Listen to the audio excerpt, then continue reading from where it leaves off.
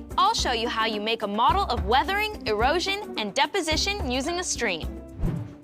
First, we'll need some supplies: a baking tray with some sand, a few small rocks, a marker, and a water bottle.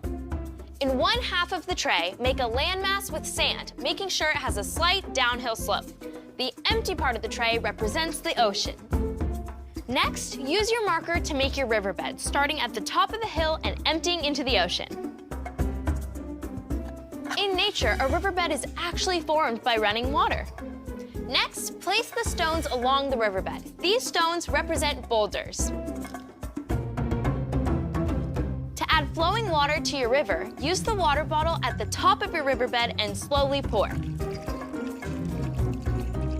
You can see that as the river flows, some of the sand and rocks are being eroded and then deposited where the river meets the ocean. You can investigate to see what happens when you pour the water slower versus faster. Try it yourself to find out.